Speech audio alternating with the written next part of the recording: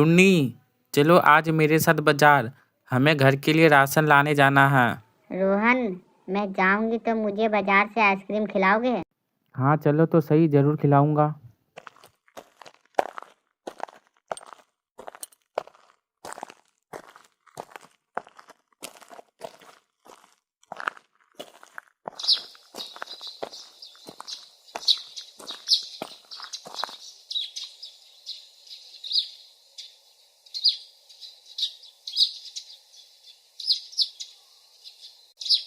रोहन, तुम यहाँ क्यों रुक गए? कोई बात है क्या? हाँ टुन्नी, आज हम टैक्सी से जाने वाले हैं। रोहन, आज कुछ स्पेशल दिन है क्या? हाँ ऐसा ही समझ लो। टैक्सी।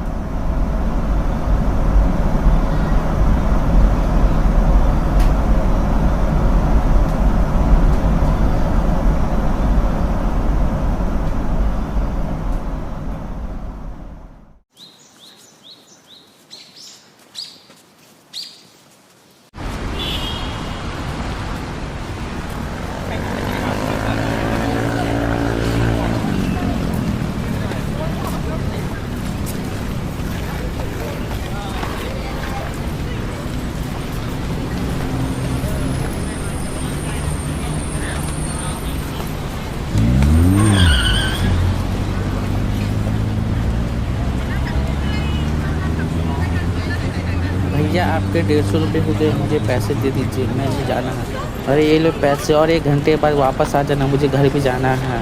ध्यान से आ जाना, ठीक है।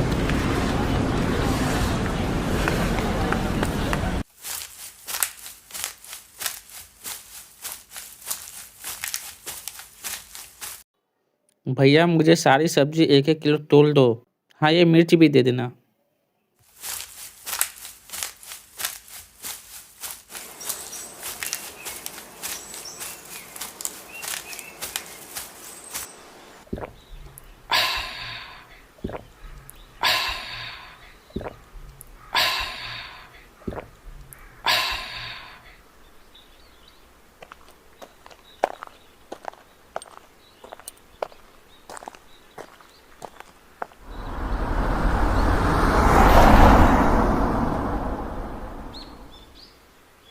ये लीजिए भैया आपका पैसा, और बहुत बहुत शुक्रिया मेरी एक बात पर आने के लिए।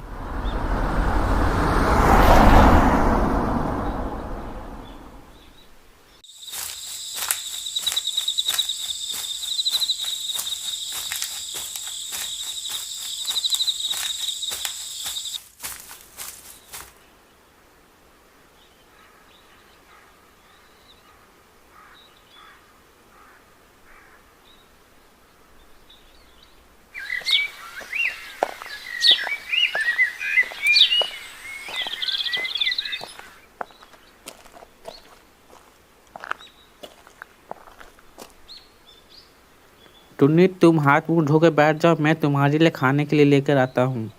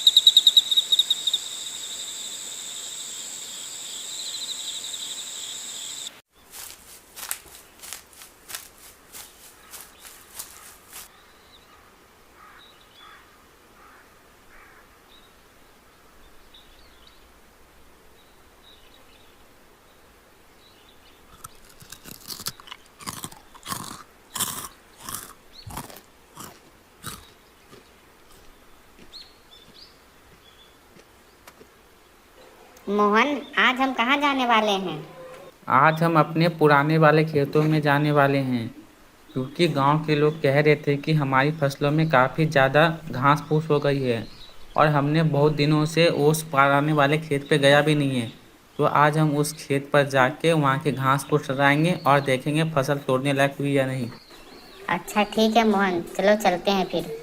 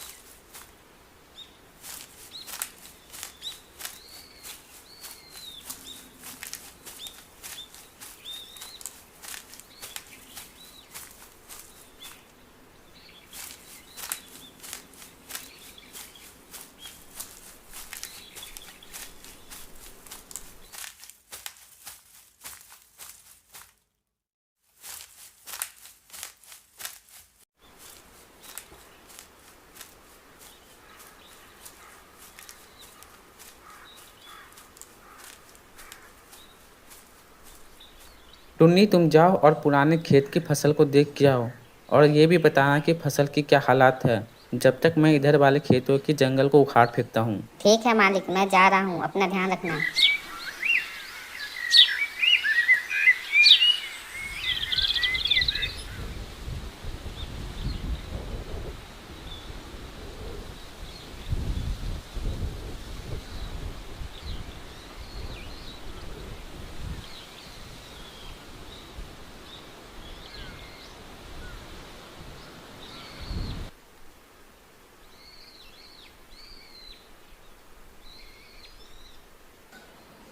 अरे यहाँ के फसल तो काफ़ी अच्छे हुए हैं। टमाटर लाल लाल हो गए हैं, मिर्ची भी लाल हो गई है, गोभी तोड़ने लायक हो गए हैं।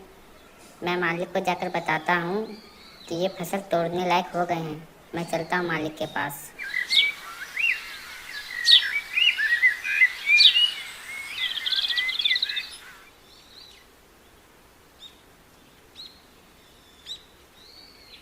बताओ टुन्नी, हमारे खेतों का क्या हाल चाल है?